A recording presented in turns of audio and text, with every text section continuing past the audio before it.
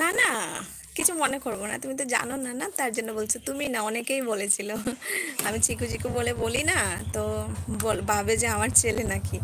না গো, আমার ছেলে মেয়ে হয়নি এখনো, আমি এখনো স্টাডি করছি। এই গ্রাজুয়েশন কমপ্লিট করলাম আর এখন ভাবছি বিএড করব। তো এই কিছুদিনের মধ্যেই, 1-2 মাসের মধ্যেই আমার এন্ট্রান্স হবে।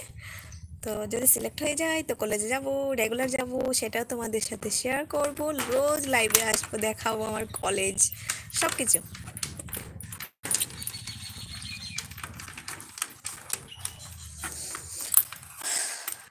জীবনে কিছু করার জন্য পড়াশোনাটা করতে হবে, আমি সেটা মানে একটু দেরিতে বুঝলাম। না হলে এই বাসার বাড়িতে থাকতে হবে সারা জীবন। শুভকামনা রইল তোমার জন্য। হ্যাঁ, অনেক অনেক ধন্যবাদ। এই গত বছর আমি আমি এই এই নিয়ে 3বার হবে আমি এক্সামটা দিচ্ছি, মানে এন্ট্রান্সটা দিচ্ছি, 3বার হচ্ছে।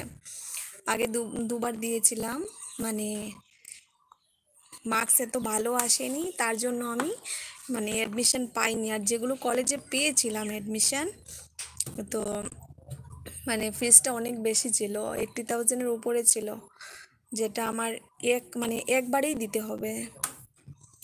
তো এত টাকা অ্যারেঞ্জ করা আমার পক্ষে সম্ভব না। আমার হাজব্যান্ডও মানে তেমন চাকরি টাকরি কিছু করে না, ওর নিজের অটো আছে, ওটা চালায়, ওটা চালিয়ে আর কত টাকা পাওয়া যায় জানোই তো।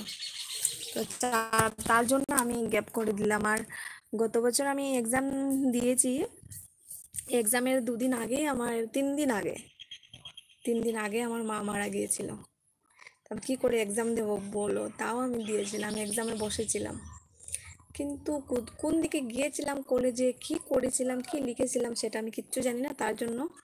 তাও আমার 65 মার্কস এসছিল, কিন্তু আমার হয়নি, 80 এভাবেই নিয়েছিল। গভর্নমেন্ট কলেজ নাই কোনো, না গভর্নমেন্ট কলেজে মানে এখানে আমাদের আসামে একদম কলেজ কম আছে, গভর্নমেন্ট কলেজ মাত্র 3টা আছে। মানে ওই কলেজগুলো একটু আলাদা, মানে টিচার ট্রেনিং কলেজ যে, এগুলো বেশি থাকে না, আমাদের এখানে 3টাই আছে। তো 3টার মধ্যে ধরো 10টা, 10টা করে 3টা কলেজে 30টা হয়তো, মানে 30টা স্টুডেন্টই অ্যাডমিশন নিতে পারবে, তাও একদম মানে হায়ার স্কোর যারা আর কি তারাই পাবে।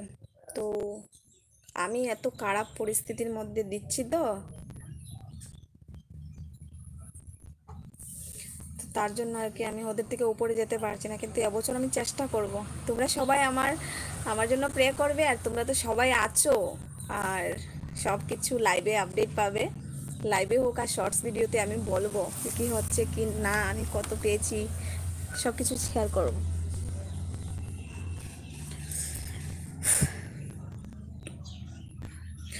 মানে ওই মানে এক্সামটা আর কি জানি না, মানে একদম কম্পিটিশনটা হাই থাকে। সিট যদিও থাকে, ধরো 50টা সিট যদি থাকে, হাজারটা হাজারটা স্টুডেন্টের পরীক্ষা দেবে। তো হাজারটার মধ্যে ওই 50টার মধ্যে কীভাবে আমার নাম থাকবে, তাও চেষ্টা করি আমি, এখনো চেষ্টা করব। হাজব্যান্ড পড়াশোনাতে সাপোর্ট করে, এটা অনেক বড়, বুঝলা? হ্যাঁ, সে আমাকে অনেকটা সাপোর্ট করে, আর তার জন্যই তো, ও আমার জন্যই তো এত কষ্ট করে, নাহলে ওর পাখা বাড়ি, পাখা ঘর সব কিছু আছে। এই পিছনে একটা ঘর দেখিয়েছিলাম না, এই যে দেখতে পাচ্ছ, এটা পিছনেই হলো ওর ঘরটা। কিন্তু ও আমাকে সাপোর্ট করে বলে আজকে ও ঘরের বাইরে। আমাদের ইচ্ছা হলো পড়াশোনা বাদ দিয়ে শুধু রোজ রান্না বান্না করবো, খাবো দাবো, ঘুমাবো। আমি তো সেটা করেও আমি নিজের পড়াশোনাটা চালিয়ে যাওয়ার চেষ্টা করেছিলাম। মানে মোট কথা হলো, ওর বড় ভাইয়ের ওয়াইফ, ও টোটালি চায় না, একদম সবাইকে একদম উচকে দিয়েছিল যে আমার জন্য পড়াশোনাটা বন্ধ করে দেওয়া হয়। তো ও শুধু আমার পাশে দাঁড়িয়েছিল, আমার হাজব্যান্ড।